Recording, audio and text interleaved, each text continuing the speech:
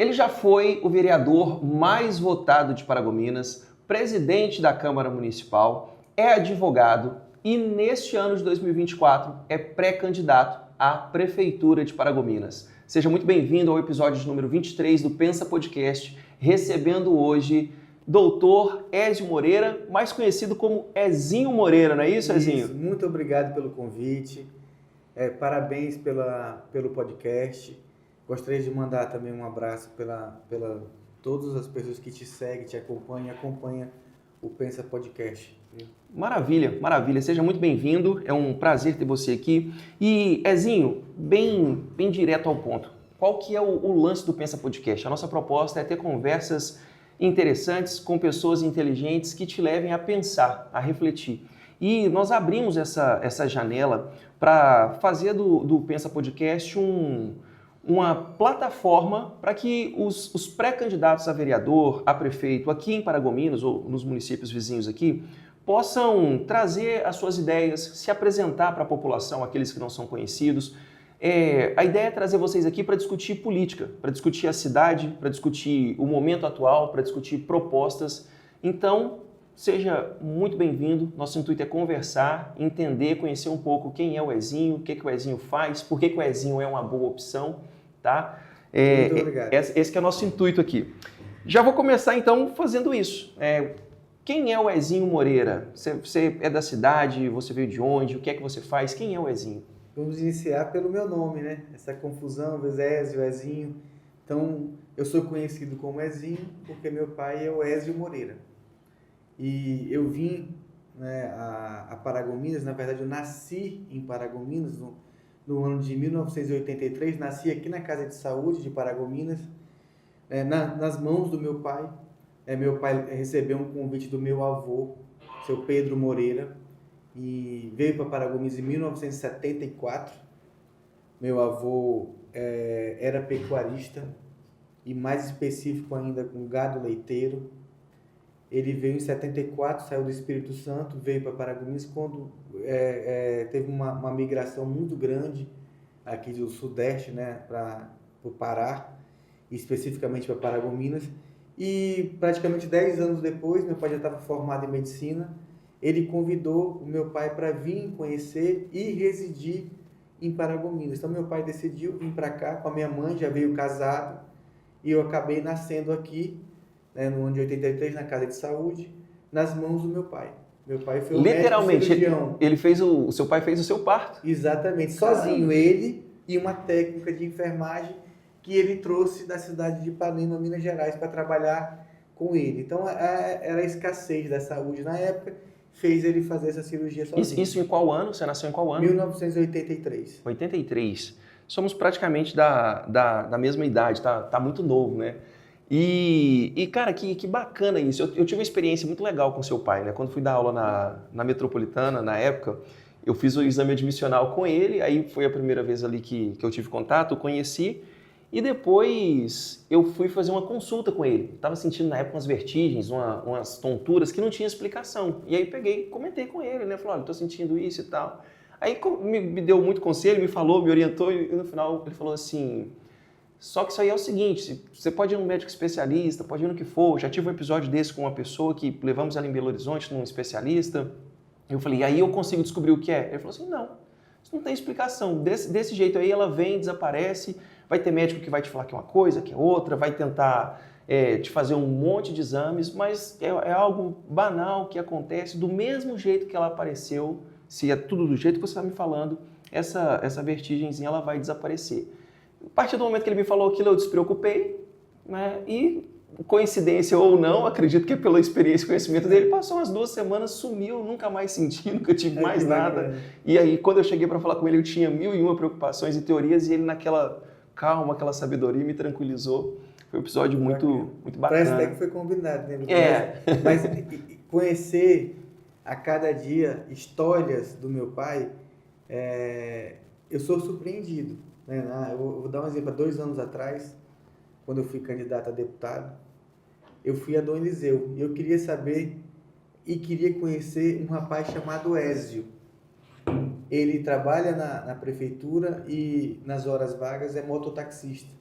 Eu cheguei em Dom Eliseu, ele era meu amigo da rede social, eu busquei, né, a conhecer ele pessoalmente, trocamos mensagem, ele foi lá e perguntei, por que seu nome é Ézio? Aí ele falou, minha mãe me teve lá em Paragominas. E o nome do médico era Ézio, por isso que meu nome é Ézio. Eu falei, era meu pai. Então, assim, a gente é surpreendido a cada dia, né? Ele deve ter seus 30 e poucos anos, e isso foi em 2022. Bacana, bacana demais.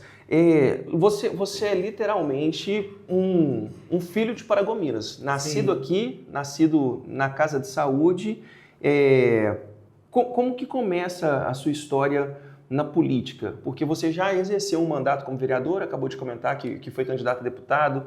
Como é que começa essa história? Na verdade, não somente a história, como que começa o interesse? Por que você falou, vou entrar para a política?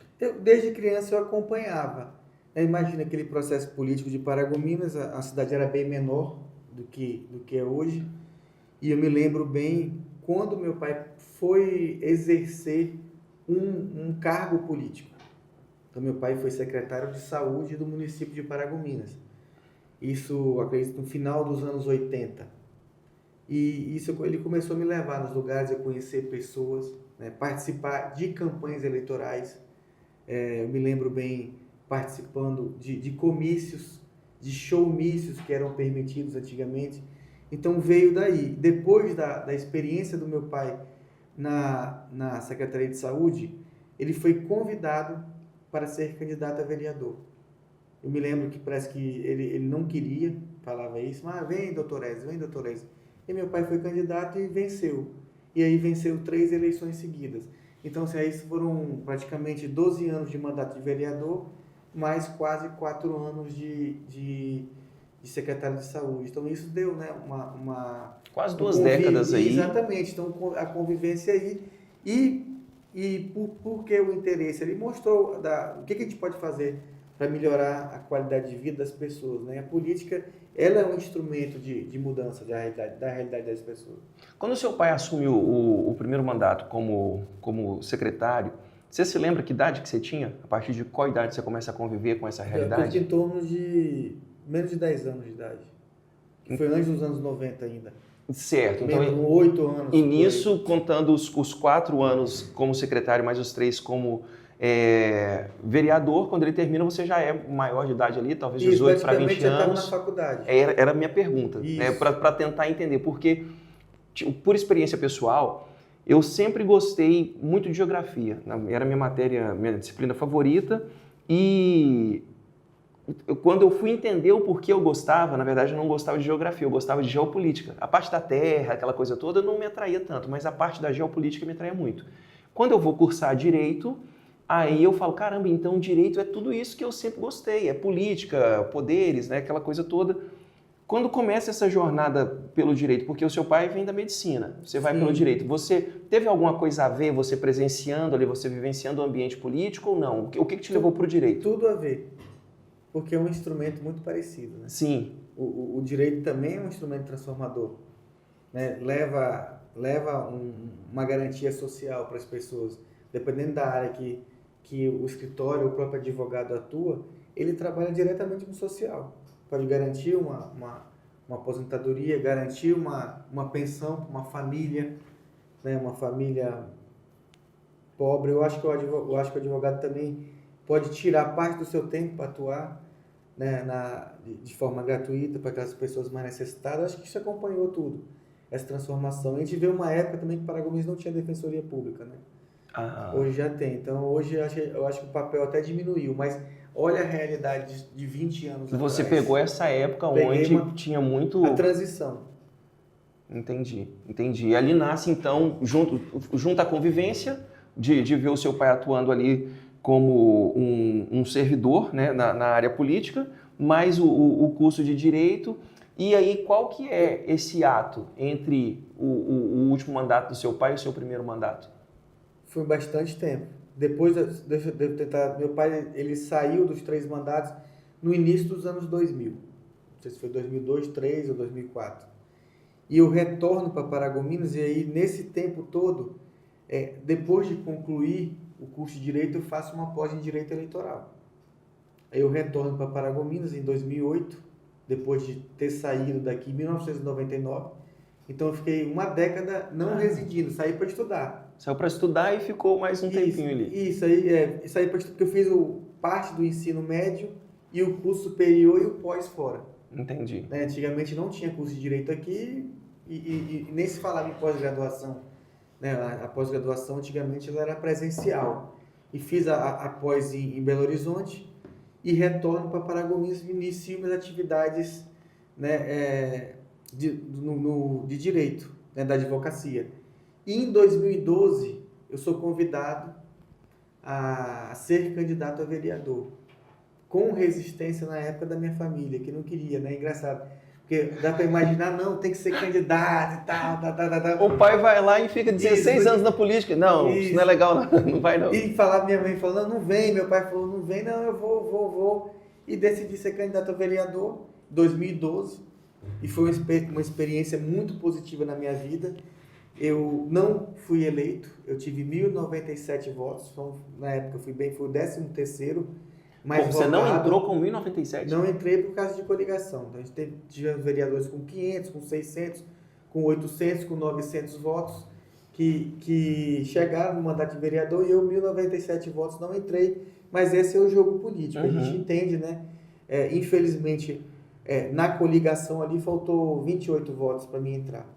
E assim, naquela foi um desafio grande, porque eu entro em uma coligação com vários vereadores. Eu acho que, se não me engano, tinha 5 vereadores, eu vou concorrer com eles e perco por 28 votos. A minha expectativa naquela eleição era ter 700, 800 no máximo, e venho com 1.097. Aí, passado 4 anos, me preparei melhor, e aí até minha própria família entendeu, viu, abraçou a causa, e eu consegui ser eleito o vereador mais votado do município de Paragominas, com 1.789 votos. Então, essa eleição de 2016, ela chancelou aquela de 2012. Aí você exerce o mandato ali de 17, 18, 19 e 20. Isso. São seus 4 anos de mandato. Nos 2 primeiros anos, eu fui presidente da Comissão de Constituição e Justiça, até por ser o único advogado vereador, né, naquela ocasião. Levei muita experiência na minha vida profissional para a Câmara, na comissão. E 2 anos depois eu fui eleito presidente da Câmara, porque a eleição de presidente da Câmara é uma eleição direta entre os vereadores, ela não traz o resultado das urnas. Muita gente acha que o vereador mais votado é o vai ser o presidente. Muita gente acha, mas não é, o menos votado pode ser presidente da Câmara. É a eleição do colegiado, a eleição entre os vereadores. Entendi. E o que também demonstra um sinal de uma habilidade ali para negociação, porque as presidências das câmaras legislativas no Brasil, às vezes, são mais concorridas do que os próprios cargos executivos ali. Mas eu acho importante fazer uma observação pelo seguinte: eu gosto muito de trazer clareza para as coisas, né? E quem chega de fora na cidade, ou quem não conhece a história da cidade, e eu procuro trazer pessoas aqui para contar essas histórias, né? A doutora Dinan, quando veio, contou muito da história da formação da cidade. Sidney também trouxe, Sidney, Paulinho, o próprio doutor Lucídio. Eu gosto de trazer essas histórias para que pessoas que chegaram depois, como é o meu caso, eu cheguei em 2017, possam entender. E eu não sabia dessa parte da sua história. Quem vê só um pedaço, quem vê só um recorte da fotografia, vai para o senso comum, né? E o que era o senso comum para mim? Poxa, o Ezinho é vereador, se ele é o Ezinho, então teve um Ezio pai, então deve ter assumido ali os votos que o pai deixou e se tornou vereador. E já vi muita gente fazer essa conjectura, que talvez você é só o cara que foi o filho do doutor Ezio e que assumiu. E pelo que eu estou vendo, né, você está contando aqui, você sai para estudar, você retorna quase uma década depois do final do último mandato do seu pai.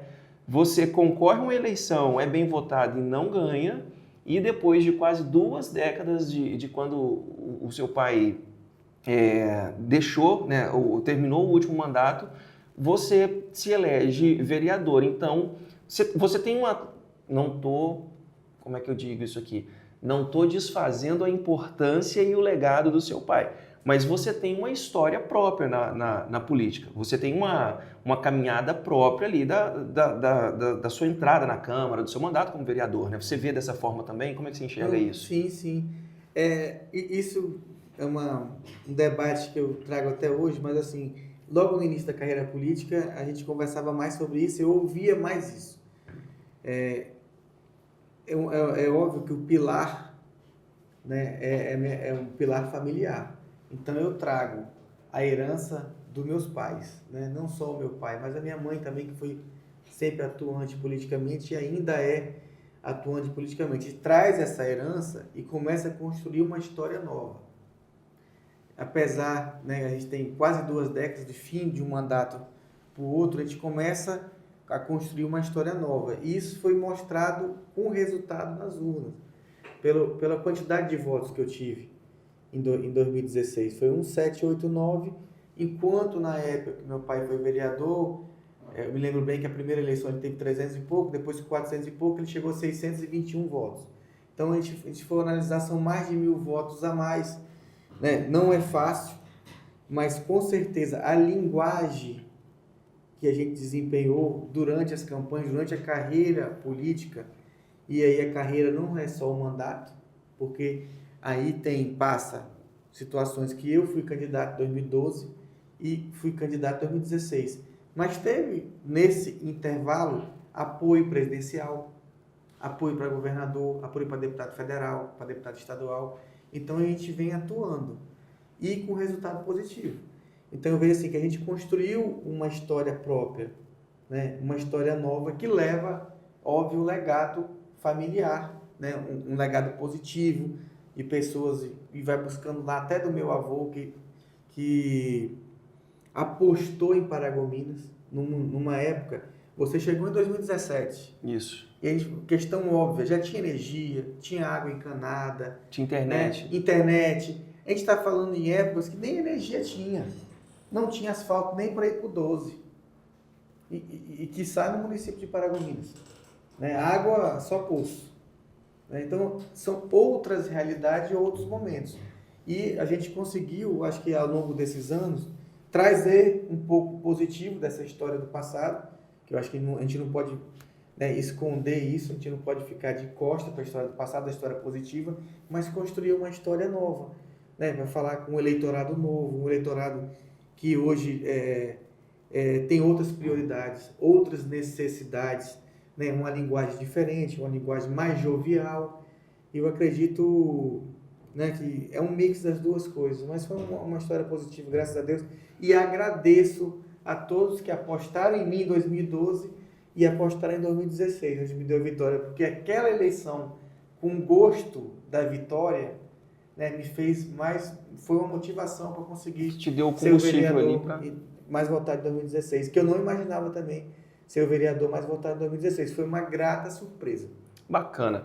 Vamos fazer uma transição entre passado e presente. Você, se não me falha as contas aqui, você foi vereador no mandato do Paulinho, certo? Isso, no último governo do Paulinho. No último governo do Paulinho. Então você pega ali o final desse período dos 3 mandatos que começou lá no Sidney, Adnan e Paulinho.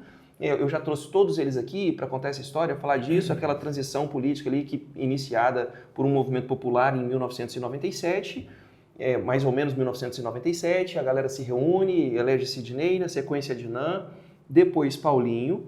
Esse movimento ele meio que é interrompido, porque Paulinho não forma um sucessor, fica aquela coisa de...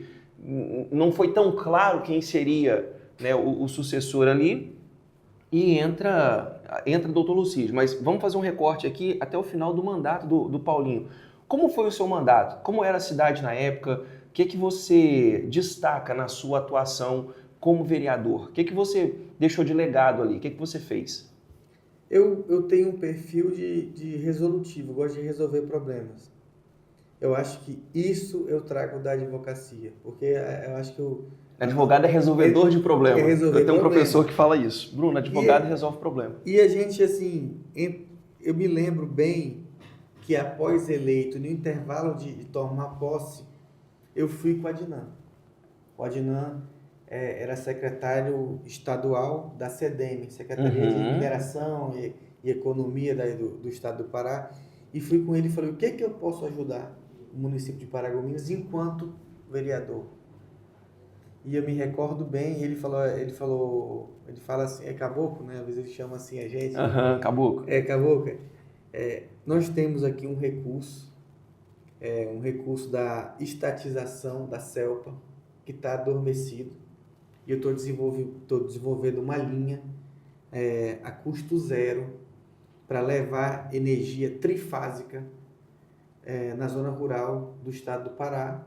E aí, como vereador, eu fui buscar para Paragominas, né? Então ele falou, o que tiver de demanda de energia trifásica no seu gabinete, pode oficiar aqui a CEDEM que a gente vai executar. E foi isso que aconteceu. Hoje me orgulha muito, agradeço muito essa parceria e me orgulha muito, Bruno, a gente de vez em quando passar aí no voo, sobrevoar o município de Paragominas, a nossa zona rural, e ver o que a energia trifásica transformou o agro e vai transformar cada vez mais. Se hoje tem um pivô, e aí para quem não sabe, né, o pivô faz a irrigação e mais especificamente uma questão óbvia no verão, dá oportunidade do produtor rural plantar no verão. Se hoje tem isso, é graças à energia trifásica. Então, foi uma parceria plantada lá atrás, que iniciou em 2016, ainda na ressaca da eleição, sem tomar posse, antes do dia 1º de janeiro, e a gente oficiou, foram vários ofícios de vários produtores rurais, e graças ao empenho do doutor Adnan, nós conseguimos trazer para cá milhões de investimento em energia trifásica, que hoje reflete, por exemplo, nos pivôs na zona rural. Acho que isso tu não sabia, né? Acho que Não sabia. Pouca gente sabe, mas foi um trabalho lá, uma parceria que deu certo. E não só energia trifásica, a gente pode levar uma agroindústria também para energia rural. A monofásica não dá conta. E a trifásica chegou e levava transformadores também. Às vezes uma propriedade foi beneficiada por tabela, a gente levou numa propriedade mais distante, que está no meio, no meio aí do projeto. No caminho ela também... Exatamente, foi beneficiada. Já ouvi de produtores, a energia que vocês conseguiram para a propriedade do fulano de tal, a gente foi beneficiado. E hoje tem energia trifásica na minha propriedade e eu instalei o pivô. Então eu planto no verão graças à energia ter chegado na porta da minha propriedade rural. Eu vou te fazer uma pergunta aqui.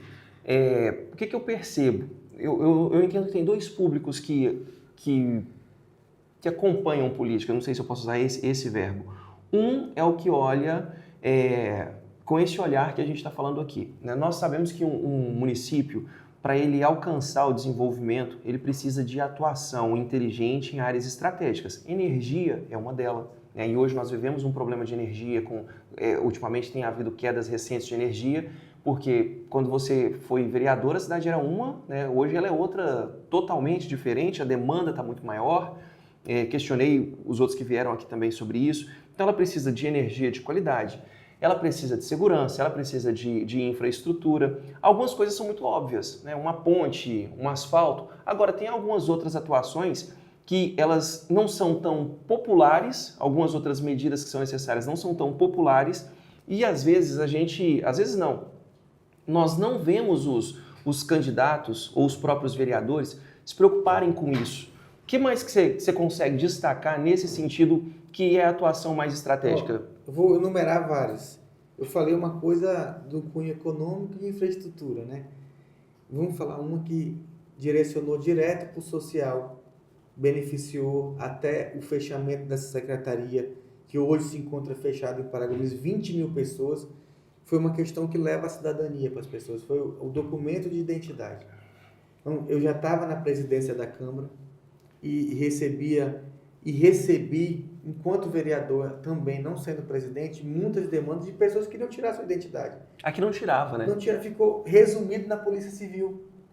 E uma burocracia grande, além da burocracia grande, todas as vias, com exceção da primeira, tem que pagar. Nós corremos, fomos a Belém, fomos na época com o secretário Rogério Barra, que era secretário de Justiça e Direitos Humanos, sabia que a secretaria existia no município de Paragominas, por incrível que pareça, já existia desde o governo da Ana Júlia. A Ana Júlia criou essa secretaria por lei, com 5 servidores municipais e não funcionava. Eu fui exigir uma coisa que já existia no papel.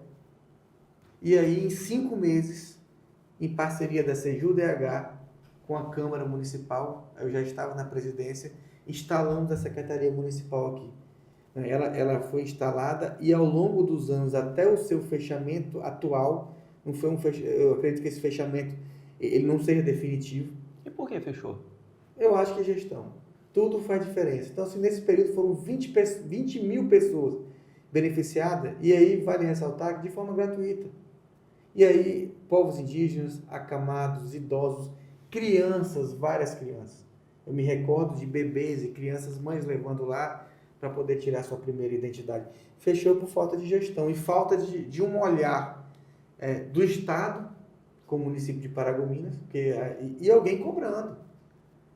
Porque talvez a grande parte aqui hoje da política local seja muito aliada ao governador e não tenha coragem de cobrar algumas situações e falar a verdade. Eu ia te fazer uma pergunta que eu achei que eu ia te colocar em saia justa, mas você já levantou a bola. Não, Você acha que a Câmara hoje é pouco atuante no sentido fiscalizador e cobrador?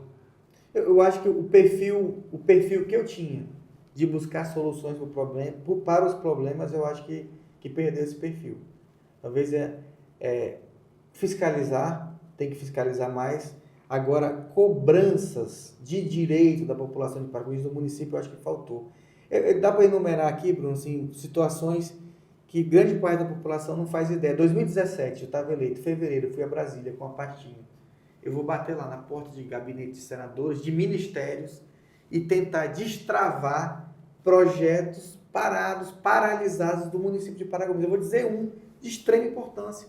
Um projeto de quase 40 milhões de reais. Estava parado desde 2013. E aí eu vou voltar na atuação de advogado. Eu era conselheiro municipal do saneamento básico, ocupando uma cadeira da OAB. Eu fiz 2 mandatos ocupando a cadeira da OAB. E quando eu fui eleito vereador, em 2017, eu assumo essa cadeira e eu agradeço a presidente Denise, que me colocou nessa cadeira de ser representante da Câmara no Conselho Municipal do Saneamento Básico. E sabendo desse projeto, a custo zero, que estava adormecido em Brasília, eu fui lá cobrar. Aprovamos antes um requerimento na Câmara, da minha autoria, levei em mãos e protocolei no Ministério das Cidades. O que aconteceu? Isso foi em 2017, passou 18, 19, em 2020, final de 2020, já no governo Bolsonaro, eles aprovaram o projeto, e aí o projeto em 2021 foi licitado, e hoje é a grande obra do governo federal no município de Paragominas. Aprovado nos últimos dias do governo Paulinho, a gente precisava de uma autorização de início de obra para poder licitar, já foi licitado no governo do Dr. Lucídio, hoje está em execução, mas é uma obra de saneamento básico que vai levar água tratada de qualidade para o Nagibão, vai levar para o JK, para fazer reservatório. Essa instalação desses canos pretos maiores? Essa instalação. Então tem um dedinho também do vereador que foi a Brasília cobrar. E aí eu tenho as publicações, os pedidos, estive com 2 deputados pedindo, estive com o então deputado Lúcio Vale, hoje conselheiro do Tribunal de Contas do município, e com o deputado Éder Mauro. Pedi para os 2 deputados, os 2 oficiaram na hora, agradeço os 2, oficiaram o Ministério e o resultado, a obra no município de Paragominas. Mas fora isso, fizemos parceria, trouxe para cá Patrol, Caçamba, Retroescavadeira, sabe? Isso aí tudo num mandato de 4 anos de vereador. Verba para saúde, equipar posto de saúde, construção de posto de saúde. O perfil da minha atuação parlamentar foi mais nesse sentido, entendeu? Entendi. Fazer as cobranças necessárias. Eu queria que ajudasse o meu município. Na conversa aqui com o Dr. Elvis, né, nós falávamos acerca da importância do conhecimento jurídico, da experiência, da expertise de um advogado quando ele tem a oportunidade de atuar como vereador ou seja, no caso, como prefeito. E essa formação, né, nós até falávamos um pouquinho antes da gente iniciar a gravação, você acha que ela é um peso para um gestor municipal, seja como vereador, como prefeito, ela traz uma capacidade a mais para conseguir as coisas, como destravar um projeto, por exemplo? Ela é um diferencial. Certamente, tudo no processo, tudo na gestão pública é processo. Pagamento é processo, tem procedimento, empenho, o processo legislativo. O prefeito também tem que entender, né, do processo legislativo, tem que conhecer os trâmites, como buscar dinheiro em Brasília, porque o município, todos os prefeitos bem-sucedidos conseguiram recursos em Brasília e traz para cá. Talvez o orçamento só do município não é suficiente para fazer o mais, aquele upgrade, aquela obra de maior relevância.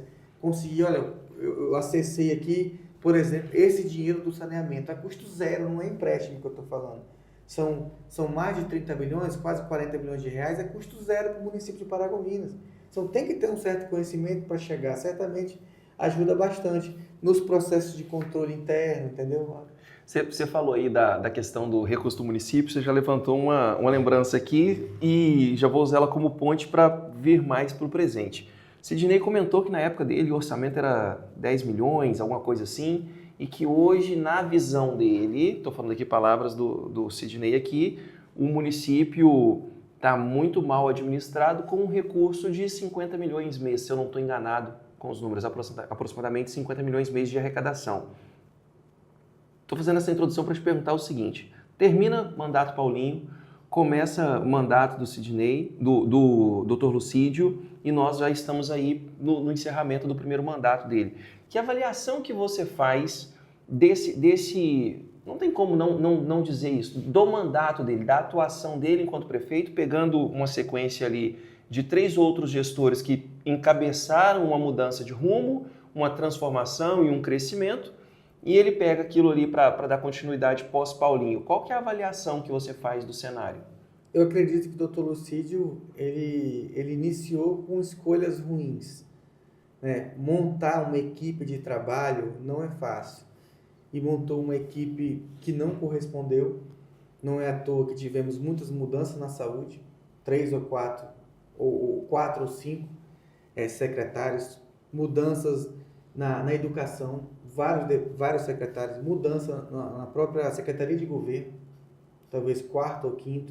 Então, ele foi um grupo novo, talvez, eu não sei nem se considerado um grupo que ganhou, mas foi uma reunião de pessoas ali que foram bem-sucedidas no processo eleitoral e aí não conseguiram montar uma equipe que gerisse de qualidade esses 50 milhões aí por mês. Talvez um pouquinho mais, é muito variado. Então, eu acho que pecou muito na formação da equipe. A gente recebe, né, muitas reclamações por exemplo, na área da saúde, de falta de equipamento funcionando, falta de insumos como remédio em posto de saúde, remédio na UPA.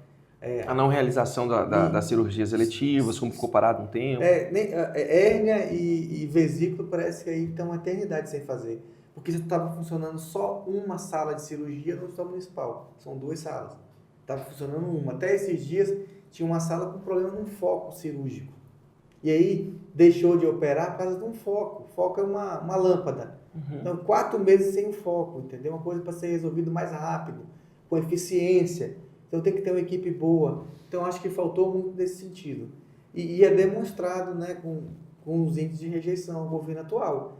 Então, assim, se fosse um governo de excelência, o índice de aprovação estava nas alturas. Possivelmente eu não era e não seria pré-candidato a prefeito e a gente estava com uma outra realidade. Como a rejeição está muito alta, o nível de aprovação do Executivo Municipal baixo, e aí deu abertura para vários pré-candidatos, né, tentaram chegar na prefeitura, no caso que é o nosso projeto. Você tá antecipando as minhas perguntas, tá tentando me fazer raciocinar aqui, porque eu ia te perguntar o seguinte, eu ia te fazer exatamente esse contraponto. Se tivesse bom, você não era candidato, se tivesse bom, você ia dar um jeito de, pô, isso tá legal, vou querer entrar para quê? E aí, esse fenômeno da rejeição do prefeito atual e da insatisfação no meio político com o que está ali, causa o que, na minha visão, é até um certo problema para quem quer mudança, né? Porque a gente tem aí uma pulverização uma divisão de pessoas se colocando à disposição para ser pré-candidato. Então nós temos você, mas alguns pré-candidatos aí, e talvez essa pluralidade, essa quantidade de pessoas querendo, pode ser que isso até, de certa forma, fortaleça o doutor Lucídio, na minha visão. Como é que você pretende costurar, assim que possível, né, assim que oficializada a candidatura, costurar os apoios necessários? Qual que é a sua estratégia para poder fazer com que essa quantidade de pessoas querendo não se torne uma arma a favor do gestor que lá está? Acho que a principal estratégia é fazer uma divisão. A gente tem aí 3 candidatos que estão com Lula e Barbalho. E um candidato com Bolsonaro. É simples. Nós temos 3 aí acompanhando, né? Candidatos que fizeram campanha para o Lula, candidatos no partido do governador Helder ou com partidos aliados.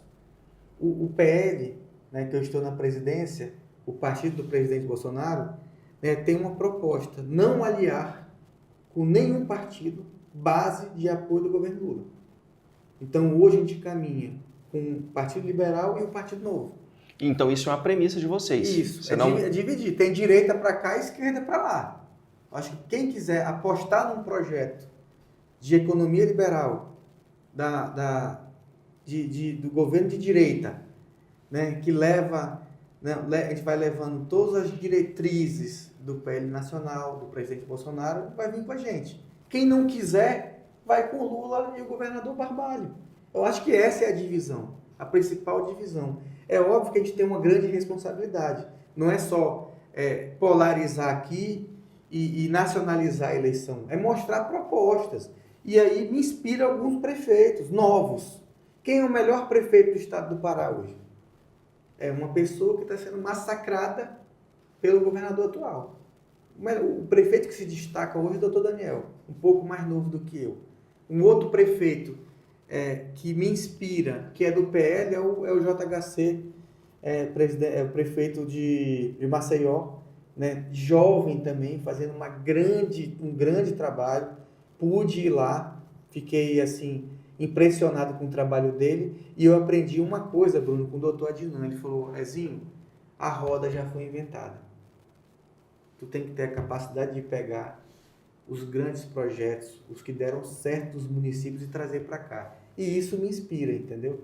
A tentar trazer para Paragominas, consertar o problema, né? Que a gente tem um problema financeiro, a gente tem um problema de não pagamento de fornecedores, de atraso, né? Tem que corrigir esse problema, sanar essa problemática na saúde, na educação e tudo, e começar a trazer projetos positivos que deram certo nos municípios do Pará ou no município do Brasil para Paragominas. Paragominas é um município que recebe coisas boas.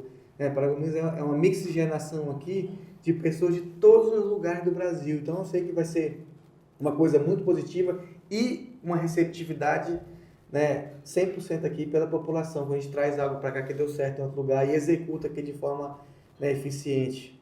Entendi.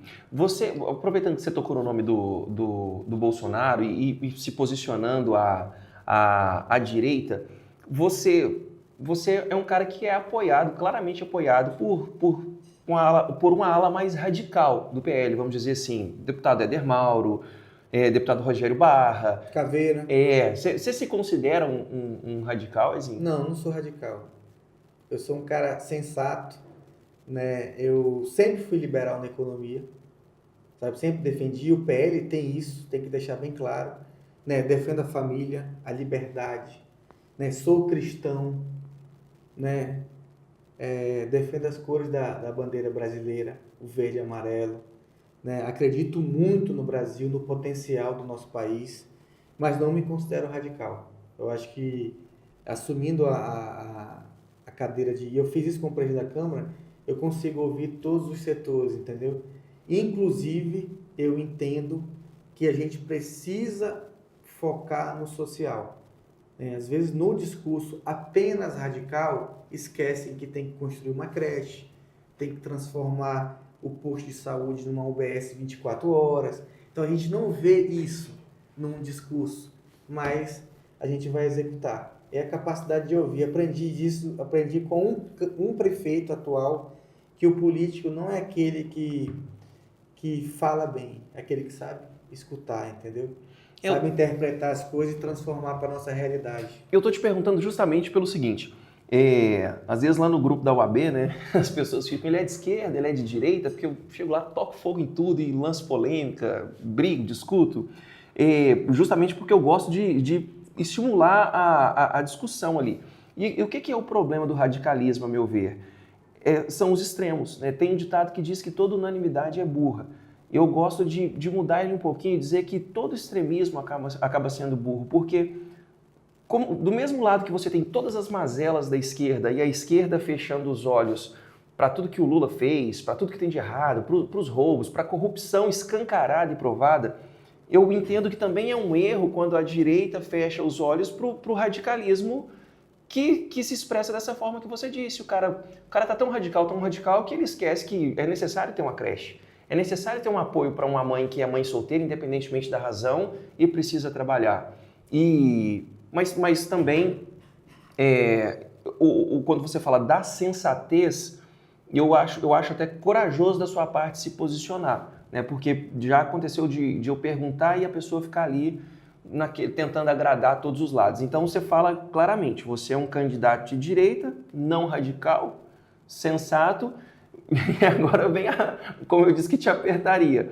E você não se mistura com os partidos que estiverem apoiando, então, presidente e governador. Não. Partido de esquerda, PT, Lula. Não dá, porque são projetos diferentes. A gente tem que imaginar que 2026 passa por 2024. Como é que vai se comportar um candidato aqui, base Lula, base Helder Barbalho, na próxima eleição? Não adianta vir aqui e falar que é bolsonarista, falar que é de direita, se está abraçado com a esquerda. Ou é de direita ou é de esquerda. As próximas eleições daqui a 2 anos. Isso dá uma polêmica. Não, dá polêmica, mas eu estou tranquilo em saber que eu vou estar 100%, eu falo, 100% com a direita na próxima. Tem candidato aí que não vai estar. Tem candidato que se rotula de direita, mas não é de direita. Eu tive que colocar o Sidney e o Lucídio na fogueira, porque, eu repito, aqui é uma plataforma para vocês falarem, conversarem, e não é uma conversa de compadre, né? Não pergunta tal coisa. Não existe isso. E o que aconteceu? Nas últimas eleições, falei isso com o Sidney, tá lá no podcast, falei com o Lucídio. Nas últimas eleições, eu me lembro claramente, o Sidney vinha muito bem colocado, como se fosse uma barbada a vitória dele. O Lucídio vinha como... Chegou a ter quase 80% da intenção de votos. Estava tudo muito bem encaminhado. O Lucídio meio que como um aventureiro, né? Não no sentido de que entrou sem responsabilidade, mas né, vamos tentar. Ele fala no podcast, ele fala que tem uma hora que ele fala assim, a gente foi para ver o que conseguia, mas a gente não achava que desse por conta do jeito que vinha o Sidney. E ali acontece aquele episódio fatídico de quem acompanha o cenário político aqui, do Sidney receber o apoio do PT, do PT subir no palanque do Sidney e viralizar aquela imagem, aquele vídeo, e a partir daquele momento acontece aquela derrocada absurda, Sidney acaba perdendo as eleições, e eu disse isso para ele, na minha visão, por conta daquele fato, e na sequência, o Lucídio, que herda todos os votos dos indignados com o Sidney pelo apoio, por receber o PT no palanque, o Lucídio, quando eleito, apoia declaradamente o Lula nas eleições, se torna quase um petista, né? Brinquei com ele, falei, doutor, o senhor fez até dancinha, o senhor gostou. Onde eu quero chegar com isso? Esse seu posicionamento, isso que você está falando aqui, começou as eleições, você é de fato candidato oficial, vem alguma ala da esquerda, não necessariamente o PT, mas te oferecer apoio para tentar tirar quem ali está. Da sua parte não vai ter isso? Porque sua resposta vai ficar gravada aqui. Não vai ter. Na nossa coligação não vai ter nenhum partido base de apoio do governador e nem base de apoio do presidente Lula. Isso já foi definido, batido o martelo. Eu acredito que nessa polarização contamina a chapa, porque aí vai até o próprio eleitorado. E aí a gente pega parte do eleitorado radical, que não aceitaria, né? Um partido que é base, um partido que bate no presidente Bolsonaro, está com a gente. Até para eu acho que o eleitorado entender isso é uma certa dificuldade. Então, para evitar isso, e aí nós decidimos, né, a não compor com partidos base de apoio do governador, do Helder, e base de apoio do presidente Lula. Acho que foi a melhor decisão, a gente entra leve, né, Se for para ganhar, vai ganhar com essa convicção. Vai ganhar dessa forma, que vai ser a forma, e assim, foi uma forma que hoje, né, com o resultado das últimas eleições, representa a maioria do eleitorado paragominense. O Bolsonaro teve praticamente 10 mil votos a mais na eleição presidencial em Paragominas. Então, assim, Paragominas é um município que tem a grande maioria de direita. A gente absorvendo, eu não vou nem dizer totalidade, mas parte desse eleitorado, a gente consegue, certamente com 4 candidatos, que hoje são 4 pré-candidatos, conseguir essa eleição no município e dia 1º de janeiro está lá na prefeitura. Maravilha. Vamos lá. Muita gente que está assistindo esse podcast agora, ouvindo no carro, viajando, tem muita gente com voto definido, quer dizer, com a ideia de voto, né, até porque não tem candidaturas oficializadas ainda, a lei não permite, mas tem muita gente com convicção, uma convicção já formada, com ideias formadas. E daqui para frente é momento de você usar esse espaço para mostrar quais são as suas intenções e talvez mudar a cabeça dessas pessoas. Por que o Ezinho seria uma boa opção para a Prefeitura de Paragominas? Que problemas, agora estou falando de forma mais específica, que problemas você enxerga na cidade nesse momento, no momento que a cidade está vivendo, que você olha e fala assim, olha, se prefeito fosse, eu agiria diferente, eu trataria esse problema dessa forma, eu quero levar Paragominas por esse caminho aqui. O que é a sua ideia, se eleito for? O problema, vamos falar de um problema interno de gestão. Paragominas precisa ter um controle. Eu falo controladoria. Eu trago a experiência que eu criei na Câmara para a gente reforçar a controladoria no município de Paragominas, fazer uma controladoria na educação, na saúde, na assistência social e na autarquia, na Sanepar. Hoje, a controladoria do município de Paragominas, ela toma conta de tudo. E aí ela não consegue tomar conta de tudo na prática. A gente cria essa controladoria, regula as finanças do município, né? Fecha as torneiras para aqueles gastos desnecessários, né? Volta o município a ter uma capacidade de investimento, que hoje é zero. Para quem não sabe, quem está te assistindo, a capacidade de investimento hoje é zero. Praticamente não se faz obra aqui no município com recurso próprio. Está tudo pagando custeio, pagando fornecedor. Então, até para fazer uma praça agora, estão buscando dinheiro de fora. Então, a gente já chegou a um tempo com capacidade aqui de investimento, né? E ter recurso próprio, de não estar com pires na mão para pedir para o governo do estado ou federal para construir uma praça. Estou dando um exemplo. E com o dinheiro, né, depois desse equilíbrio fiscal no município de Paragominas, conseguir corrigir os problemas. E aí, pegar a saúde, que hoje estão em satisfação geral no município, mais de 50% das pessoas nas pesquisas de satisfação reclamam da saúde, e apertar o F5, dar um upgrade, né? Tornar Paragominas o município principal de saúde pública do norte do país e do estado do Pará. Nós temos aqui uma UPA, um hospital municipal, temos hoje um regional, né, funcionando, temos dezenas de unidades de saúde, só que tem as reclamações. Equipamento e servidor nós temos. Falta melhorar a gestão, falta um olhar com carinho, saber o que realmente a população está precisando. Vamos lá, vamos transformar lá posto de saúde em UBS. Pega bairros prioritários, Nagibão, Jardim Atlântico. Aí estou dando exemplos. Isso tem que ser feito uma pesquisa com uma empresa especializada e ver demandas e tudo. Vamos transformar elas em 24 horas. Então, o atendimento daquela família que sai lá sem atendimento do Nagibão, vai ficar na UBS do Nagibão, sem necessidade de ir para a UPA. Se for necessário um caso mais grave, UPA ou hospital municipal. Se for ainda mais grave, regulação e vai para o regional. Acho que o primeiro ponto é equilibrar as finanças. Se não tiver a casa equilibrada, a gente não consegue fazer nada. Voltar a capacidade de investimento do município, né? Negociar passivo, que a gente não sabe também o tamanho da caixa preta atual, né? Ninguém tem o conhecimento. Tem gente que fala que é X, Y e Z, ninguém sabe, mas vai ter que negociar esse passivo, ou de forma administrativa ou de forma judicial, né? A gente tem umas limitações, porque se não tiver empenhado, vai ter que ser judicial. Se não tiver empenhado com dinheiro em conta, só na justiça. Então, o prestador de serviço que prestou o serviço não recebeu, acabou o mandato, o novo prefeito... E tem, hein? Vai ter e bastante. Tem muito. Então, vai ter que ter uma equipe sensível para negociar. E aí, ver quais áreas essenciais. O prestador de serviço da saúde não pode parar. A clínica X lá que presta serviço, que faz um exame cardiológico, ou outro que faz uma endoscopia, não pode parar o tratamento. Então, o prefeito vai ter que negociar aquele passivo com essas clínicas e a continuação do serviço.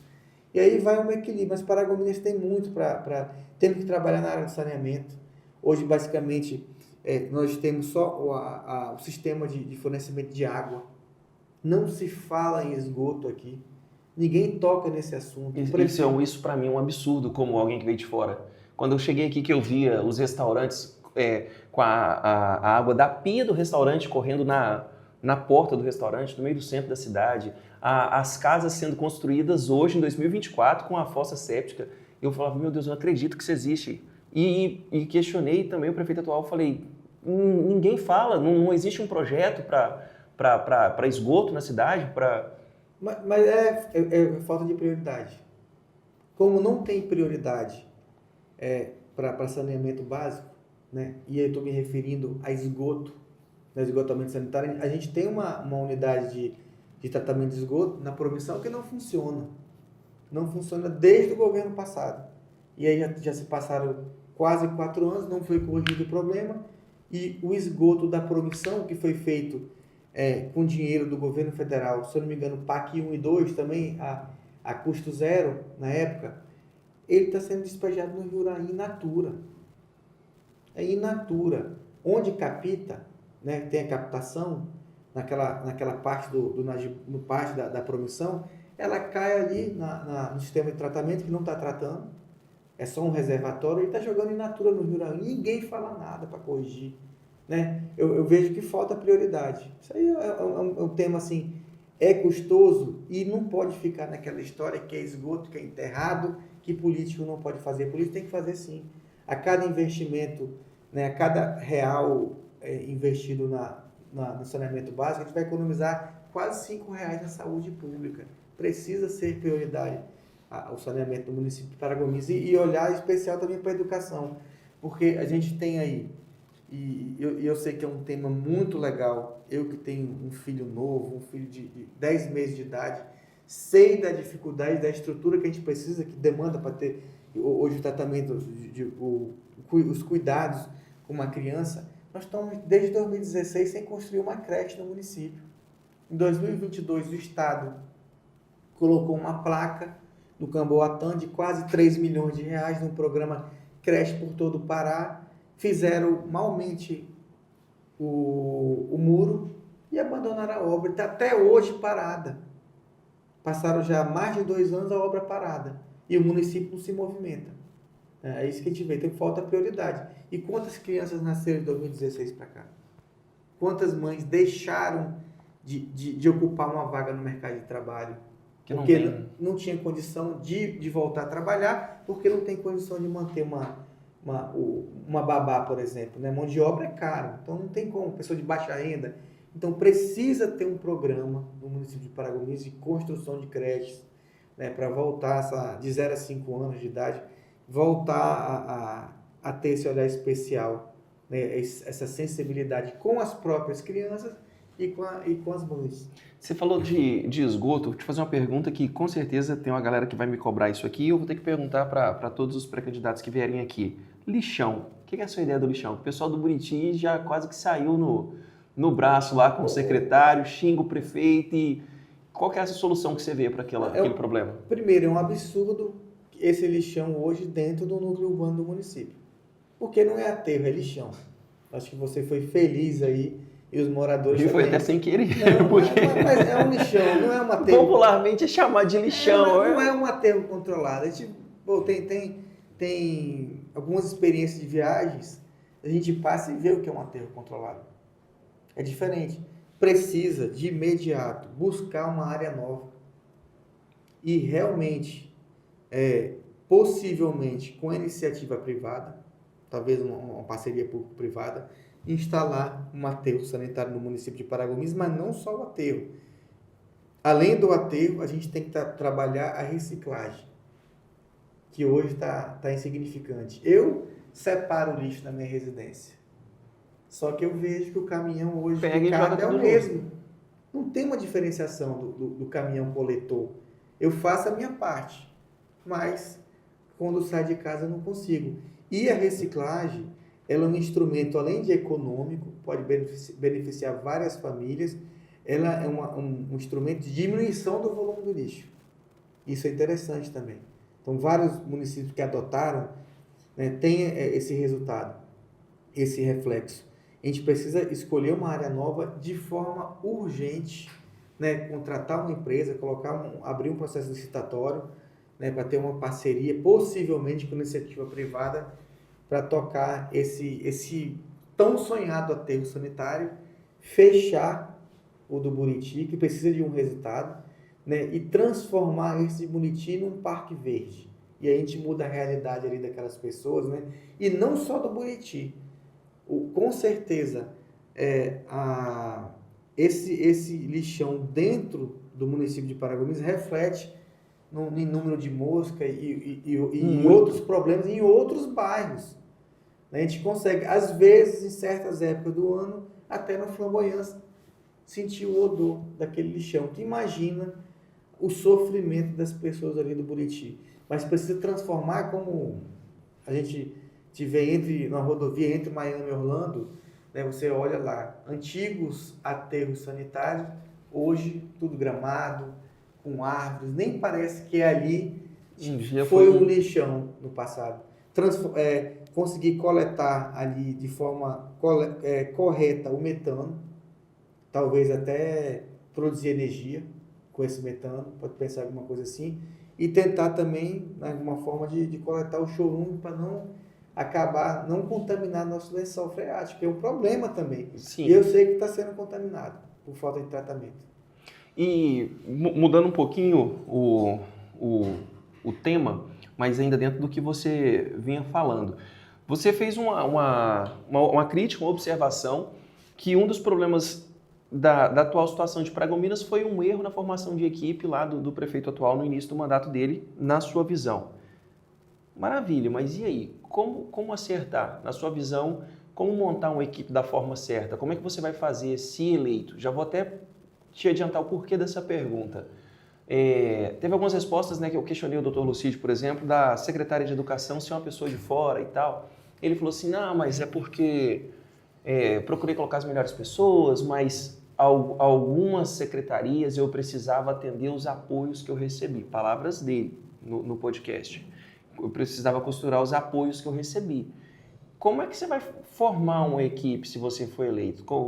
Quem que você vai colocar nos cargos? Qual que é o seu perfil de secretário? Como é que você vê isso? O primeiro ponto é capacidade técnica. A gente tem que primeiro, antes de pensar em apoio, pensar em nomes, capacidade técnica dessas pessoas. Não foi assim a formação do Ministério do presidente Bolsonaro?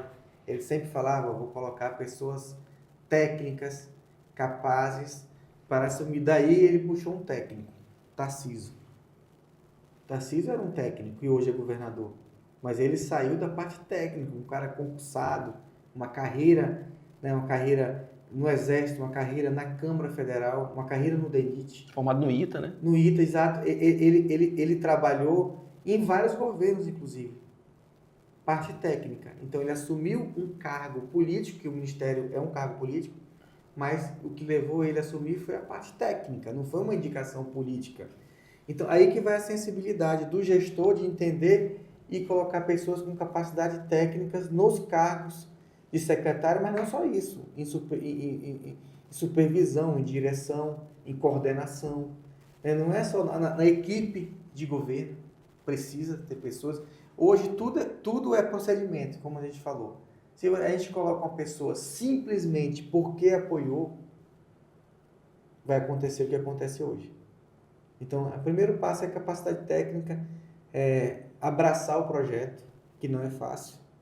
Né? Não é fácil estar do outro lado tá do outro lado aqui na administração pública, também não é, porque vai ser cobrança 24 horas.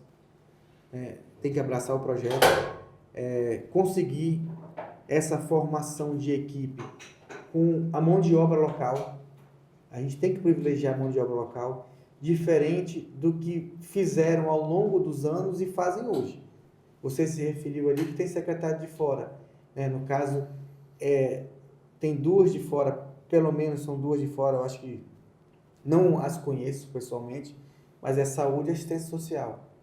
Hoje não são de Paragominas. Então, assim, a prioridade, montar a equipe local, dessa equipe local, ver quem tem o perfil para cada cargo, e é muito cargo no município de Paragominas. A gente pode aproveitar também, Bruno, dos próprios efetivos, que já conhecem a máquina pública. Tem efetivos aí há 30 anos trabalhando na prefeitura. Então, vai ter nomes também dentre os efetivos, que são os concursados, para chegar, esse vai ser o indicado para ser secretário. Ele já conhece o problema, ele já lida com a população. Às vezes ele já é servidor da saúde, por exemplo. E a gente pega ele para ser o secretário. Mas nunca colocar uma pessoa que não ama o nosso município, que não está disposta a trabalhar para as pessoas, trabalhar para paragominenses, para mostrar resultado prático e não ter capacidade técnica. Então, isso a gente não vai fazer, pode ter certeza. Eu te pergunto porque isso é uma das minhas dúvidas, agora falando não como hoster do podcast, mas falando como eleitor. Né? Eu sempre destaco isso, meu título é aqui desde 2018. Eu pratico esporte, eu jogo basquete, então eu jogo os Jogos Abertos do Pará. Eu jogo por Paragominas desde 2018, esse ano vou jogar novamente. As minhas empresas foram registradas aqui, são fundadas aqui, eu recolho impostos aqui e eu vou votar. Né? E eu quero que o município cresça. Então, eu particularmente, eu entendo que quando você traz um secretário de fora, se não for uma situação de uma habilidade extrema, uma competência altamente específica e essa pessoa vai dar um resultado ali imediato, eu entendo que não justifica justamente pelas questões que você falou. A pessoa precisa conhecer o problema da cidade, ela precisa, eu acho que mais do que conhecer, se possível for, essa pessoa precisa ter sido afetada pelos problemas da cidade para que ela esteja mais envolvida na solução. E eu vejo que, isso leitura minha, tá, Ezinho? Eu vejo que algumas pessoas em Paragominas fazem uma leitura errada da situação, né? De quem que nós vamos escolher, quem que nós vamos apoiar, que candidatura que nós vamos apoiar. É óbvio que o candidato é importante porque ele vai ser o prefeito, mas eu vejo se falar pouco e se cobrar pouco de vocês pré-candidatos a respeito de equipe. Né? Com quem que é que você vai trabalhar? Quem é que você vai colocar aí? Porque você não vai fazer nada sozinho. Você vai precisar de um secretariado que te ajude, você vai precisar de uma Câmara que te apoie. E às vezes eu vejo pouca cobrança em cima disso. Né? Parece que as pessoas não entendem que na hora que você ganhar, você vai precisar, para implementar tudo isso que você está falando aqui, de um time coeso, que faça aquilo que você... que tenha condições de fazer aquilo que você propôs na campanha. Né? Bruno, a gente tem toda uma geração dos anos 80, dos anos 90, que às vezes estão preparadas para ocupar os cargos, mas não tem oportunidade. Um tempo que eu não tive. A minha oportunidade foi vencida nas urnas. Eu tinha uma história, eu voltei para cá, eu havia trabalhado no IBAMA 2 anos no jurídico, tinha um conhecimento fresco e poderia trazer para cá, para o meio ambiente, essa minha experiência do jurídico lá para cá, mas não tive oportunidade. A minha oportunidade de entrar no público foi vencida nas urnas. E tem muita gente que, igual eu, que não está disposta, no caso, a ser candidato, que está preparada para ocupar o cargo. Vai da sensibilidade do gestor de pincelar aqui, fazer os convites, vão o desafio comigo. Assim eu fiz na Câmara. A minha equipe técnica, quase todas eu acho que quase todas não. 100% da minha equipe técnica era de Paragominas. 100%. E grande parte nunca havia ocupado um cargo público. Tesouraria, controladoria, outras diretorias, e eu consegui mesclar esses cargos estratégicos na Câmara com servidores efetivos. Eu aproveitei a experiência deles, a sensibilidade deles, com os sangue novos, que não tinham experiência no público, mas traziam experiências positivas ou no meio empresarial, ou na iniciativa privada, ou colegas nossos, advogados, para atuar, e foi bem sucedido. Então a gente mesclou entre efetivos e os de fora, né, sem experiência, ainda na gestão pública, para fazer uma equipe legal. Acho que essa vai ser a nossa formação. Caminha mais ou menos por aí. Uma equipe experiente de efetivos, com uma equipe nova, um sangue novo, daquelas pessoas que, como eu, querem ajudar o município de Paragominas, que são apaixonados, que amam esse município e querem dedicar parte da sua vida para melhorar a qualidade de vida das pessoas. Então a gente tem que ter essa sensibilidade de fazer essa junção. Maravilha. Tem alguns pontos, eu vou te fazer um contexto geral e você vai abordando dentro do que forem as suas ideias. Como que eu enxergo Paragominas? Eu enxergo Paragominas com um potencial de crescimento absurdo, não um potencial, uma potência, porque está acontecendo, então não é nenhuma promessa. É a maior fronteira do agronegócio brasileiro, é o município a região onde existe a maior porção de áreas passíveis de serem abertas, então a gente já produz muito e com capacidade de produzir muito mais. Copernorte inaugurou a agroindústria, Integral Mix foi inaugurada essa semana agora, Ju-Paraná também implementando a agroindústria, então a verticalização já chegou aqui. Eu, particularmente, entendo que Paragominas está perdendo um tempo absurdo em ser um polo de turismo corporativo. Nós falávamos também, antes de começar, se Paragominas tivesse um grande hotel, com um belo auditório, com salas de treinamento, os treinamentos que são feitos em Marabá, Belém, Imperatriz, aqui se tornaria um polo para receber isso, ajudaria imensamente se conseguíssemos trazer, não vou nem muito longe não no curso de medicina, eu vou na medicina veterinária, talvez a veterinária para cá, um curso desse para cá, conseguisse viabilizar a inauguração daquele shopping. Então assim, eu vejo que algumas ações estratégicas, como viabilizar a chegada de novos hotéis, viabilizar o curso de medicina e medicina veterinária, ter uma política orientada para que a cidade se torne um polo de turismo corporativo. Não vou nem mencionar o turismo ecológico. Temos fazendas belíssimas e recursos naturais para que isso seja explorado. Na minha visão, o crescimento de Paragominas passa por isso. E além dessas medidas, vem todo o restante que dá suporte para isso, como a segurança pública, a saúde, que você falou agora há pouco, a infraestrutura e o principal, um planejamento urbano, um plano diretor que oriente para onde a cidade vai crescer, como é que vai ser nosso trânsito, como é que vai ser transporte. Qual que é a sua visão, Ezinho, disso tudo? Como é que você enxerga essa situação? Na sua visão, o que tem que ser feito? Você concorda com esses pontos que eu coloquei? Ou você traz mais coisas para a mesa? Você tem visões diferentes? Vamos falar de pontos específicos. Nós fechamos aqui 120 quartos. Um belo hotel, com auditório. Tudo aquilo que você disse aí. E aí, para mim, foi um erro estratégico, né? A gente fecha esse hotel e constrói um hospital no local.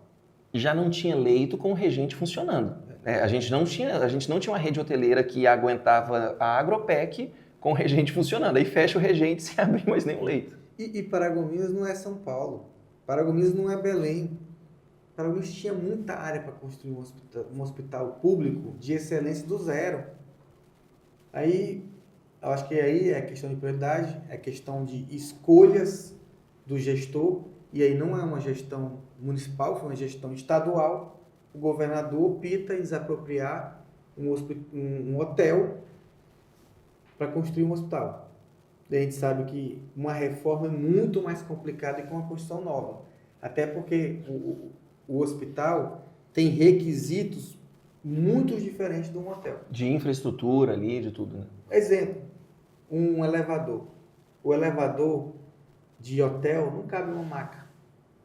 O elevador de hospital tem que ser maqueiro, ele é mais comprido. Ele é tem que ser até importado o elevador. Quando a gente construiu a casa de saúde nova, nós tivemos que importar da Espanha um elevador maqueiro. É outra estrutura.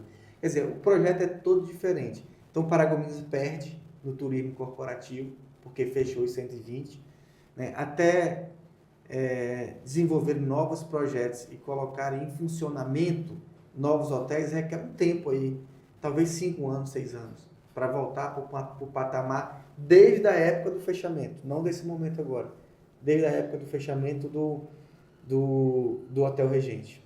Né? E aí, sabe lá quanto tempo vai demorar essa obra desse hospital? Esse é um ponto. Falando em cursos, medicina, né, a gente pode ampliar para a área da saúde. A gente aqui já é um polo regional de saúde.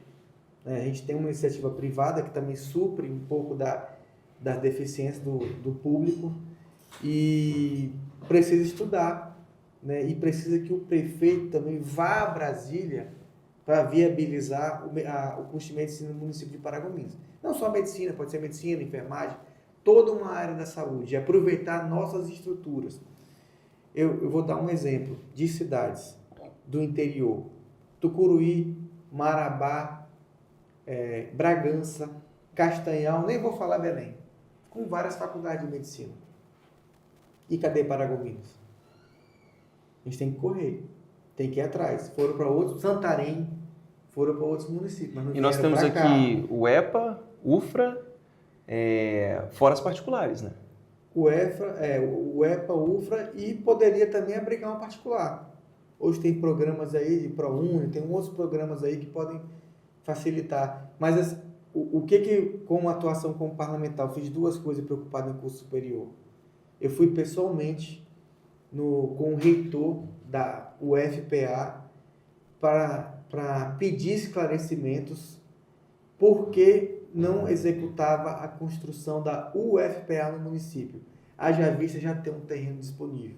Hoje já não está disponível, vão transformar esse terreno em Cidade da Justiça. Então a prefeitura deu uma outra destinação. Mas ficou anos paralisado o terreno, doado para a Universidade Federal do Pará, e ela acabou não construindo no nosso município um centro. E aí, na ocasião, ele falou que faltava verba e tal, mas assim, isso é habilidade política. Porque se for olhar nesse período, será que não construiu em nenhum lugar? Foi para algum lugar, com certeza. E aí eu vou falar mais, a UEPA eu fiz a mesma coisa, mas com outro intuito. Primeiro, reclamar do abandono, falta de estrutura ali no campus da UEPA, e outro, pedir para atualizar os cursos. Não pode Paragominas ter uma grade curricular de 10, 20 anos atrás. Já mudou. Não condiz com a realidade do município. Nosso perfil econômico é outro. É isso, é outro. Vamos atualizar isso. Eu fiz esse pedido. Mas é uma questão óbvia. Tem que continuar. A gente tem que ter deputado que peça, estadual, federal. Tem que abraçar ali o governador que peça especificamente isso. E aí a gente toca em outros pontos aí, porque a gente não tem representatividade. Hoje, Paragominas é um município de 110 mil habitantes, basicamente isso, pode flutuar um pouco mais para menos, com em torno de 70 mil eleitores, não tem um deputado estadual. Quem é nossa voz no parlamento estadual? Não tem. A gente tem um ou outro, um amigo que a gente faz um pedido, mas não tem a voz de Paragominas. Tem município do interior do estado do Pará que tem 2 estaduais. Vou dar um exemplo de Capanema. Capanema não. Capanema teve federal. O município de Capitão Poço, muito menor do que Paragominas, tem 2 deputados estaduais. E cadê o de Paragominas? E isso é um processo também de falta de renovação política, que eu acho que que o grupo político, o anterior ao Dr. Lucídio, não fez essa renovação. Porque não captou aquelas pessoas que estavam fora, aqueles da iniciativa privada. Não preparou um cenário, né? Traz para cá, assume um cargo na prefeitura, vai crescendo, vira secretário, pode virar um vice, deputado estadual. Faltou isso. Foi até que perderam a eleição. Ezinho, mudando um pouquinho já também de tema, né? Minha direção, como é que nós estamos de tempo aí? Já falamos quanto tempo? Só para eu me localizar aqui. Caramba, passou voando. Estamos tranquilo.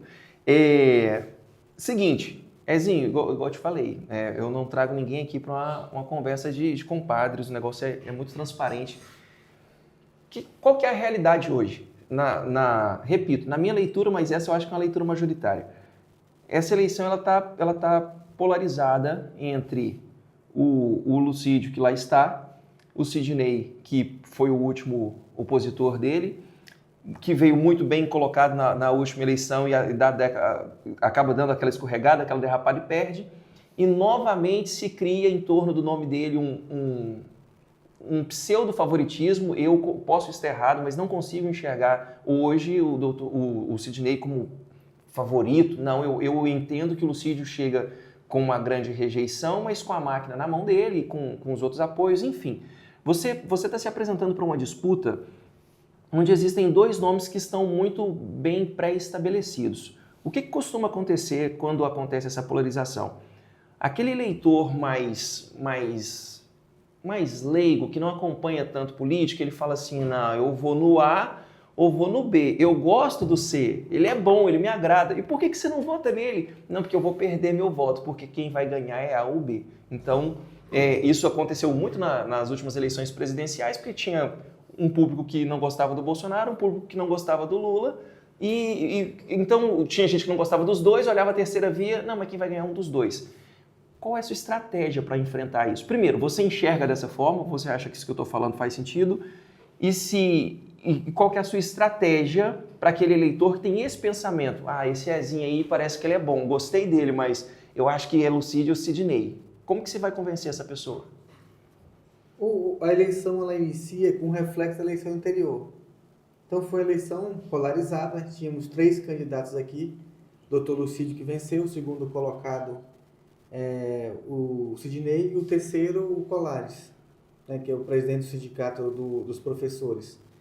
E ela ficou polarizada entre o Dr. Lucídio e o Sidney. Quando inicia o processo eleitoral que nós estamos vivendo e não começou a campanha em si, o eleitor insatisfeito com a gestão atual e vai lembrar, né, meu filho, o Rical, ele vai lembrar do concorrente anterior.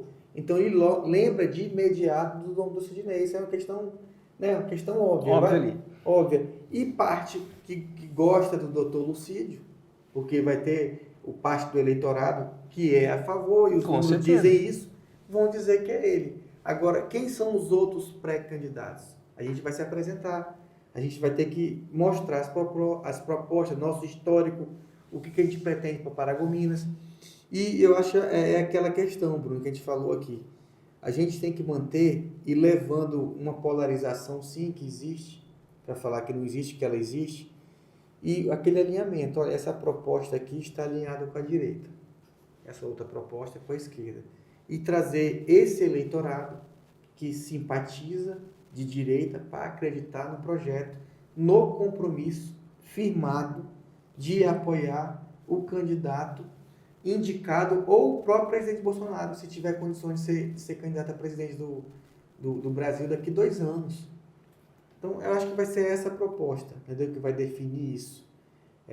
Não é fácil, né? Não é fácil participar de um processo disputado, mas a gente entra assim, com a cabeça erguida, com a alma lavada, né? Na intenção de fazer o melhor, acreditando na vitória, né? Na possibilidade do apoio também irrestrito do presidente Bolsonaro, da Michelle, do Éder Mauro, do Rogério, do Caveira e outros deputados, não só do estado do Pará, mas outros deputados e senadores, outras figuras de direita, né, que vão embarcar nesse projeto, e a possibilidade de transmissão, né, do voto do presidente para um candidato é muito grande. Isso mostrou nas últimas eleições. Né, mostrou candidatos a senadores que não apareciam na pesquisa, mas o resultado foi a vitória. Todo mundo ficou surpreendido. Então, Santa Catarina foi assim, no estado do Goiás foi assim, os candidatos não lideravam, mas na hora o eleitor votou 22 e acompanhou o presidente e deu a vitória a esses senadores. Então, a gente acredita muito no poder também da transferência, né, do eleitorado da direita para a nossa candidatura, porque ela não tem espaço nos outros projetos. A gente sabe que ali não vai ter espaço para eles.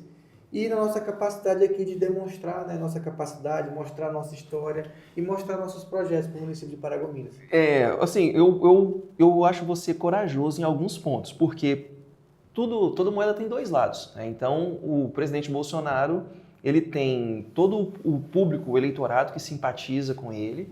Eu sou a parte do eleitor que votou nele porque a outra opção era o Lula, mas eu discordo de muitos posicionamentos do radicalismo.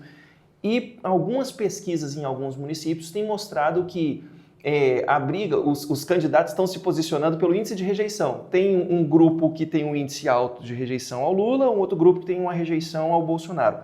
Na sua avaliação, trazer ele para a sua campanha, trazer que você é um representante, um defensor dele, confiando nessa parcela de voto maior que ele teve em Paragominas. Você acredita que isso é suficiente para que a rejeição daquela pessoa que não necessariamente é pró-Lula, mas que é anti-Bolsonaro, você acredita que se posicionar como um candidato do Bolsonaro aqui é certo porque ele teve uma maior votação do que a esquerda? Você não teme a galera que é anti-Bolsonaro, que não vai com você, não gosta do Lula, não gosta da esquerda, mas não gosta dele, e aí não iria para você? Não temo porque tem os outros candidatos que vão receber esses votos.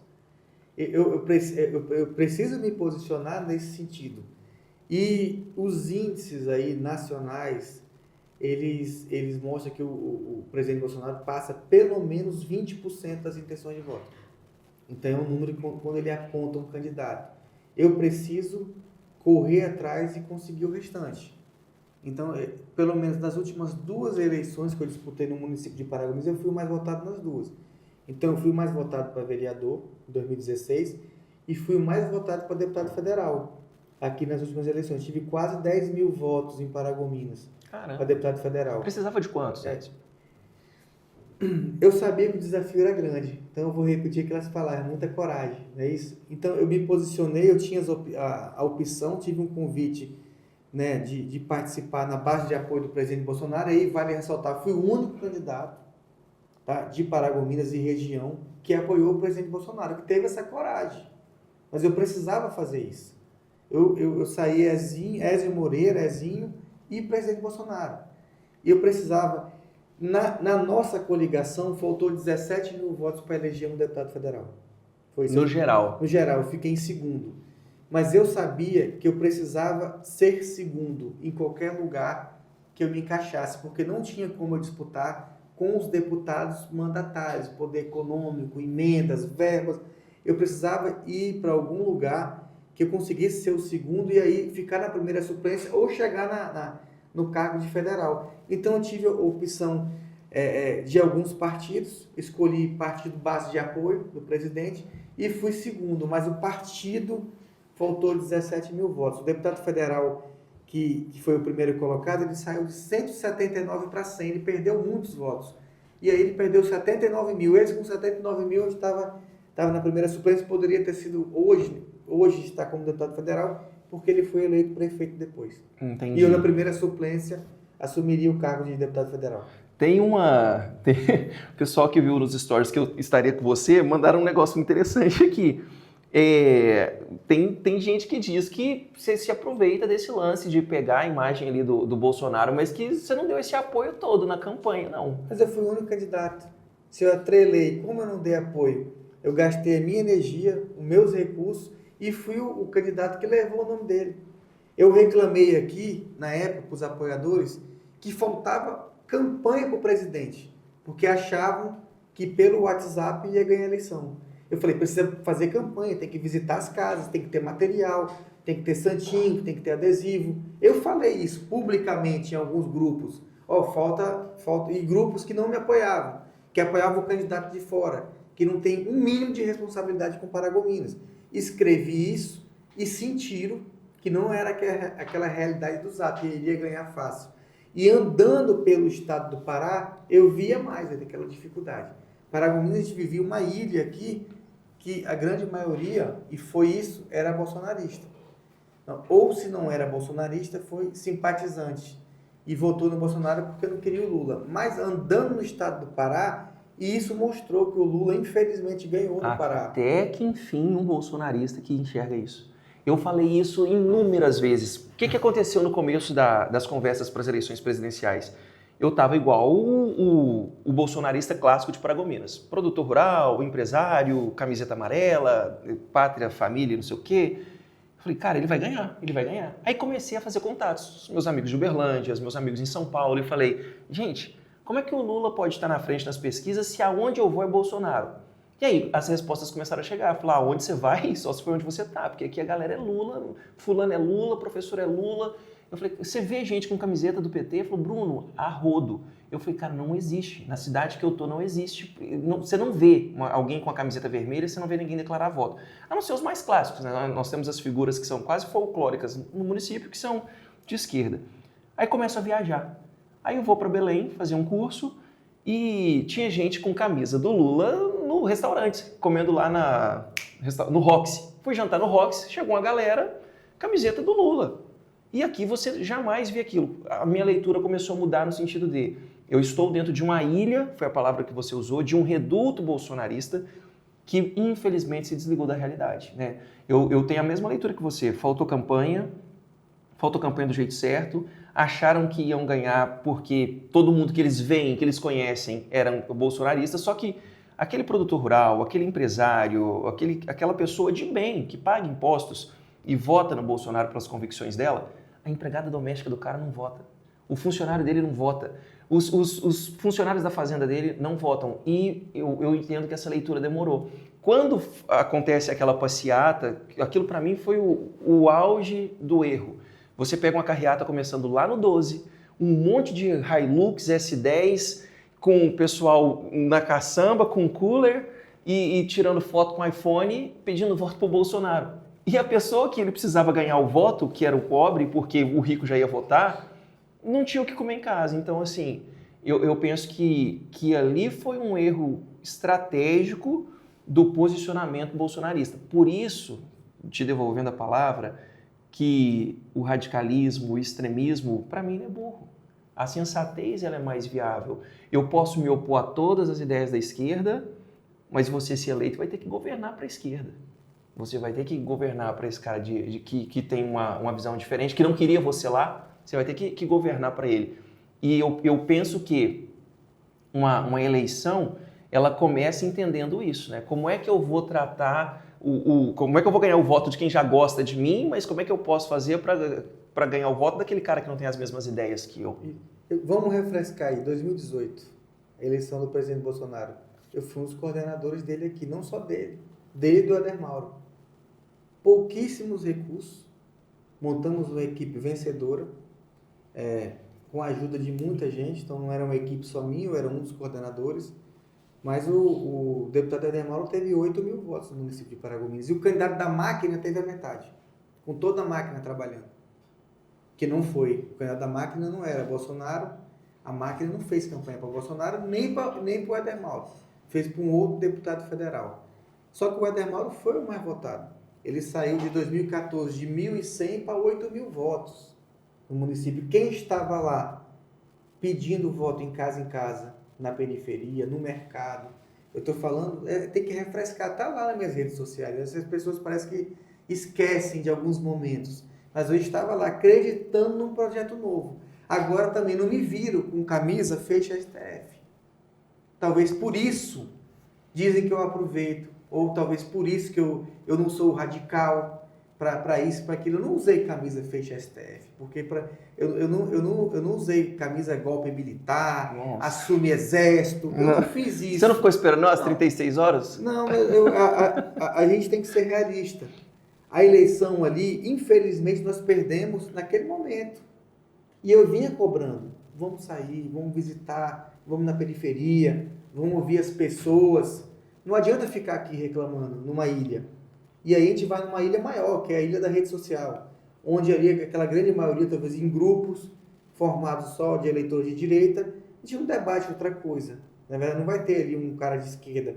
A gente tem que ouvir as pessoas. Não vai ter alguém que mostra o lado contrário, né? Tem que ir lá no Caboatã, ouvir a Dona Maria, olha, eu apresentei aqui, eu estou com um pedido aqui há 2 meses de um exame de coração, do mapeamento, de um holter, e não consigo. É isso, e dar a solução para aquilo. ou eu estou na fila aqui da hemodiálise e Paragominas, infelizmente, ainda não tem centro de hemodiálise, fizeram escolhas erradas no passado e foi para outro município. Mas a gente precisa levar, né, as nossas ideias, ouvir a população, chegar na população menos favorecida, ir nos bairros carentes, ouvir as pessoas e tentar ali construir um caminho melhor para a nossa cidade de Paragominas. Ezinho, eu acho que a gente tá bonzinho demais, né? Vou te colocar nas fogueiras aí. Já tem pré-candidatura declarada da Tatiana Helena, que é vereadora, com o Daniel Laranjeira, você, Sidney, não ficou claro para mim se com o Paulinho, me parece que com o Paulinho, mas não sei se oficial, mas se o Paulinho no palanque, então ainda não sei se... Então a gente sabe, Tatiana, Sidney, você, quem mais que está no páreo? E Dr. Lucídio. Né? Colares está de novo ou não? Não, Colares não. Me parece que pode ter uma candidatura do PT. Eu também ouvi falar isso, salvo engano, uma professora, algo assim. Ela ou já foi presidente do Sindicato dos Servidores Públicos. Tá. Elis. Isso, Talvez isso. tenha essa candidatura. Ouvi também esse nome. Vamos lá, eu queria saber primeiro, como é que você se enxerga nesse cenário, se você se vê como uma terceira força que vai buscar tirar um dos dois, né, ou Lucídio ou Sidney do segundo turno. Aqui eu já estou partindo do ponto que vai haver um segundo turno. Né, não vejo cenário para primeiro. Você se vê como primeira, segunda, ou vai se posicionar como uma terceira força?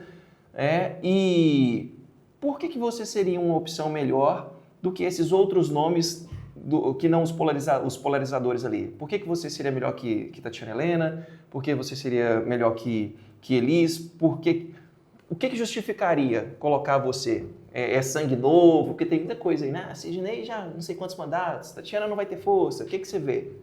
Primeiro, assim, só para esclarecer que o segundo turno só tem município acima de 200 mil eleitores. Então, Paragominas pode ter um prefeito eleito com 30% dos votos.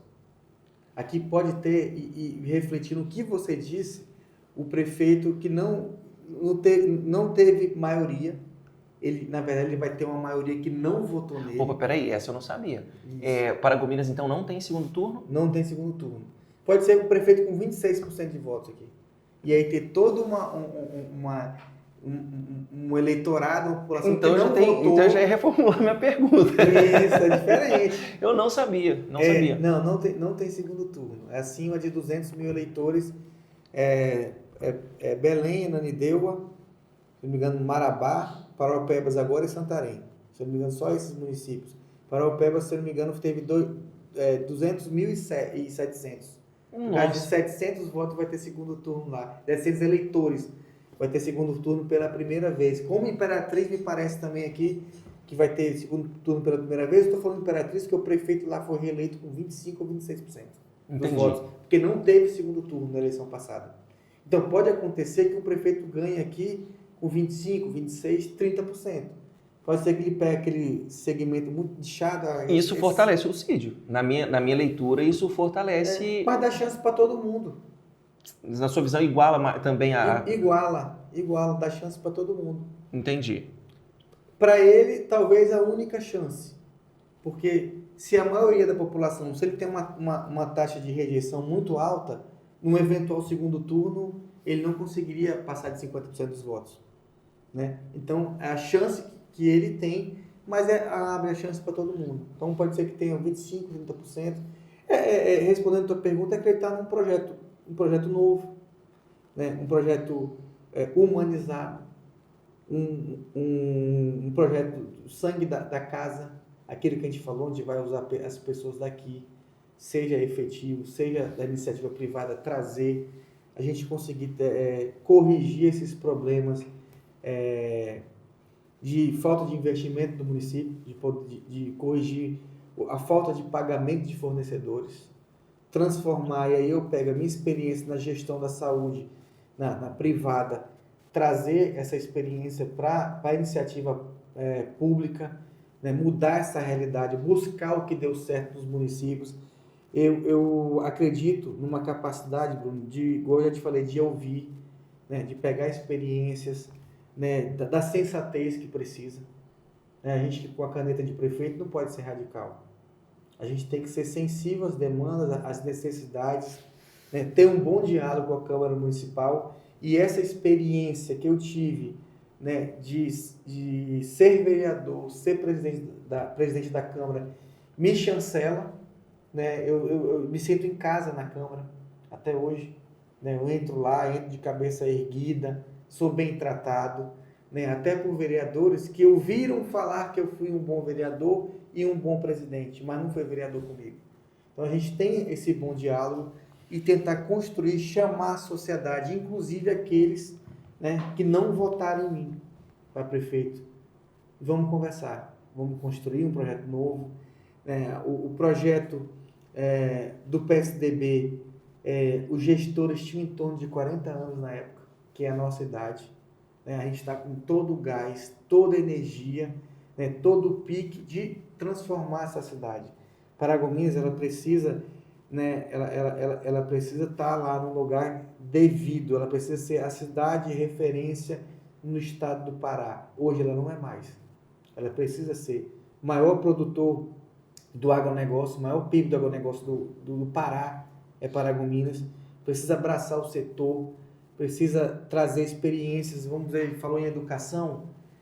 Nós não temos aqui praticamente cursos técnicos voltados na prática. Operador de trator de pneu, de colheitadeira, de pulverizador, como chama até de gafanhoto, né?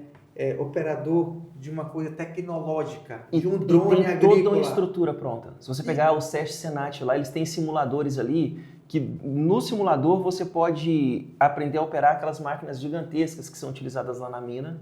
E a gente aí tem... nós estamos falando da mineração, que é outro, né, uma outra veia econômica do tem a Primac Case, a Agrinorte John Deere, falando das maiores, que precisam muito de mecânicos, de aprendizes ali para colocar. O quanto um curso desse aqui não favoreceria a entrada de novas pessoas no mercado de trabalho? E isso eu te falo com muita alegria de ter sido um estagiário e levei essa experiência para a Câmara. Que aí eu cobro da gestão anterior à minha a criação das vagas de estágio. Quando eu assumo a presidência, eu executo. Faço o processo seletivo e ocupo vaga de direito, de contabilidade e de administração. Agora tem psicologia na Anhanguera, estou cursando psicologia lá. Nossa coordenadora Viviane conseguiu a vaga para estágio de psicologia no fórum. Imagina que na prefeitura também várias possibilidades. Deveria ter. A prefeitura com a gente vai Até ter. conseguimos algumas na educação, mas eu falo na própria Câmara, né? Entender onde mais isso poderia ser. A Câmara foi o primeiro órgão municipal a ter estágio de curso superior. E isso aí fica no meu currículo. E experiência própria, os estagiários, que não tem estagiário que ficou lá, foi contratado, hoje é funcionário contratado porque trabalhou bem, de qualidade. Tem estagiário que hoje é servidor do Ministério Público, é assessor de promotor. Quer dizer, deu um upgrade, um certo conhecimento. A gente precisa difundir isso e abrir as portas da prefeitura para os estágios. Em todas as áreas, a faculdade atual aí tem um problema muito sério com falta de laboratório na área da saúde. E tem muito equipamento de saúde aí. Bora fazer um convênio e resolver esse problema. Coloca essa mão de obra para trabalhar com gás e energia, trabalhar, deixar o seu serviço público costurar essas pontes. Exatamente. E na qualificação, se aproximar das empresas e fazer um convênio. Vai na Case, vai na John Deere, vai em outras aí, podem servir, né? Para a gente preparar essa mão de obra. A gente precisa preparar. Se a gente não preparar essa mão de obra, o que vai fazer essa população? Primeiro, a gente vai ocupar essas vagas de trabalho com pessoas não de Paragominas. Que é o que acontece hoje. É a realidade. Eu converso muito isso com o Adnan. Nós temos aqui as instituições de ensino superior, como nós falamos. Nós temos o agro pujante, fortíssimo, como já falamos, Juparanã, Copernorte, Portal, e principalmente as outras industrializando agora o produto, verticalizando. E nós temos, ao mesmo tempo, uma alta concentração de renda em 1% da população. Você tem um índice de desemprego altíssimo e as instituições... Você tem aqui instituições de ensino superior formando as pessoas. A demanda do mercado exigindo mão de obra qualificada. E a população com índice de desemprego altíssimo. Tem que entrar um gestor que olha esses atores nesse cenário e consegue costurar um diálogo e atuar de forma inteligente. Falar, o IFPA, você precisa ter cursos voltados para o agro, o EPA, o UFRA, a Anguera, a gente precisa que a formação de vocês seja voltada para essa demanda aqui. E lá na agroindústria e falar assim, o que é que vocês precisam? Quais são os cursos? Quais são os conhecimentos? E assim, Ezinho, falando como eleitor de novo, parece que isso está muito perdido, cara. Eu treino empresas, eu tenho a minha empresa de treinamentos, é uma demanda absurda por mão de obra, é gente chegando de fora o tempo inteiro e o povo aqui desempregado. E não tem ninguém costurando isso, juntando essas pessoas. Mas é a falta de prioridade. Eu não vejo ninguém falar sobre isso. Ninguém fala. Como não fala de saneamento, tem dificuldade de falar, como tem essa dificuldade. A gente precisa, vamos falar de outro setor aqui, construção civil. Eu desconheço, né, de curso de pedreiro. Eu já vi que tem aí. Existe curso de pedreiro. Vamos fazer. Está faltando pedreiro no município de Paragominas. Bora promover, ver onde tem, a prefeitura traz, paga o curso e forma mão de obra. Eu dei outros exemplos. A gente falou do agro, chegou a citar da mineração, né, que ainda tem a própria mineração oferece alguns cursos e algumas empresas ligadas, mas tem que voltar para as atividades econômicas. Né? Uma delas é a construção civil, que é pujante no município. E só vai aumentar. Só vai aumentar, mas não tem mão de obra. Hoje a gente já tem problema de mão de obra.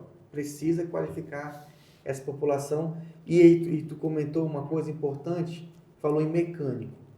Eu sempre falo isso. O mecânico hoje de máquina agrícola ganha mais do que um colega nosso, um advogado. Mas muito. Início. Não ganha? Muito. É isso que eu falei. Não, e eu falo abertamente, eu sei de mecânico aqui que ganha 30 mil reais. Ganha mais do que médico. 30 mil reais mecânico de máquina pesada. Eu sabia da média salarial, que é alta, e quando a gente fala, acha que até que a gente está mentindo. Isso. Mas cadê o curso de mecânica? Aí ficam brigando com um curso, eu não vou nem falar o nome, que não tem uma vaga de trabalho em Paragominas. Às vezes abre uma vaga de curso superior que não tem um posto de trabalho aqui. Por isso que precisa, assim, eu não vou falar também não, para não dar polêmica. Não, é melhor a gente não falar. Né? Mas precisa do gestor público ser sensível para tocar nessas matérias. E a gente só sabe disso ouvindo. Se eu tenho esse conhecimento, alguém falou para mim, ó, o mecânico está ganhando X, Y, Z, e a gente sabe a realidade dos nossos colegas. E por que não ofertar curso de mecânico? Não é verdade? Com certeza. E um mecânico desse, de uma máquina dessa, é uma alta tecnologia. São máquinas de milhões de reais. Muito. Vale mais que uma Ferrari, uma plantadeira. Partir para as duas últimas perguntas aqui. E vice? Quem vem de vice? Já está definido? O que você tem em mente? Não tem definido, mas possivelmente do Partido Novo ou do próprio Partido Liberal. Que são os dois partidos hoje, né, que estão fora. Estou puxando aqui na memória quem que eu conheço, que são desses. Já veio um nome aqui. Que estão fora da célula aí do Lula e da célula do governador. Mas nomes assim, não, ainda não que tem, possa anunciar. Até estão conversando com fulano. Entendi. Tá. Fazer um parêntese aqui rápido. Aqui o advogado falando. Na sua avaliação, Ezinho, você acredita numa possível reversão de cenário para o Bolsonaro estar elegível na próxima? Eu não acredito. É muito difícil. Você acha que ainda tem algum fio de esperança aí? Porque ele ainda tem condenação, né? Eu acho muito difícil reverter. E assim, a estratégia deles de condenar pelas coisas menores das que acusavam ali, para simplesmente tornar inelegível, mas para pulverizar, para ter mais que uma, que eu acho que praticamente tira ele do cenário. Parece que ele reverteu uma agora recente, a formação do TSE mudou, isso ajuda, né? Entraram 2 ministros do STF que ele indicou, isso melhora um pouco. Agora, reverter as condenações eu acho muito difícil. Eu acho mais fácil o presidente Bolsonaro indicar alguém para ser o candidato no PL. E aqui a gente está falando de quase um machismo baseado no que a gente observa. O que você percebe em relação à indicação? Você acha que está mais para Michele, para Tarcísio? A Michele, eu ouvi, desculpa, já respondendo antes de complementando a pergunta, eu ouvi falar agora da Michele como senadora. Então, talvez ela nem esteja no pleito, mas na sua leitura, quem que você acha que seria a indicação? Ele já revelou que não quer ela na presidência. Né? Me parece que ela vai ser candidata a senadora no Distrito Federal. E se ganha fácil. Né? Pessoa que poderia ser presidente. e sendo indicado por ele, uma questão óbvia, entra no páreo para ganhar a eleição. E aí, voltando ao Tarcísio, Tarcísio já mostrou ser um excelente técnico, um excelente, né, ministro e um excelente governador. Está mudando a realidade de São Paulo. Acho difícil o Tarcísio não ser candidato à reeleição no estado de São Paulo. O estado de São Paulo é um país, não é verdade? Com muitos problemas, também tem muito recurso, muita coisa para desenvolver.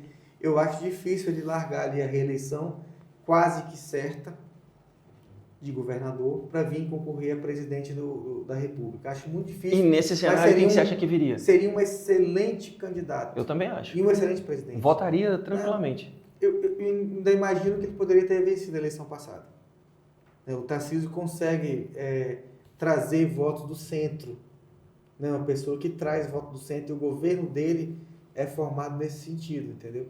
Então, ele não pega só a ala radical, a ala só de direita. Ele consegue atrair pelos motivos que ele já demonstrou, né? Sendo ministro e agora governador, por voto do centro. Então, assim, seria excelente esses dois nomes. Como o presidente Bolsonaro podia indicar, às vezes poderia indicar o deputado federal, o filho dele também. Então, isso aí fica, como o presidente do PL falou, fica a cargo, né, o presidente Valdemar da Costa falou, fica a cargo do Bolsonaro indicar o presidente. E quem indicar, eu vou apoiar. Vai ser o apoio de vocês. Isso. Maravilha. Não, falamos aqui, acho que deu mais de 2, né? 2 horas complementando e passou voando. Quero te devolver. Primeiro te agradecer, fazer como eu fiz da vez que falei com o Elvis. Primeiro te parabenizar pela coragem. E eu falo isso aqui não para puxar saco, fazer média, de modo algum. Eu sou muito crítico, né? Eu gosto muito de reclamar do status quo, daquilo que não está bom. E eu acho que o próximo passo de quem é crítico é colocar a mão na massa para fazer alguma coisa para melhorar aquilo acerca do que se reclama.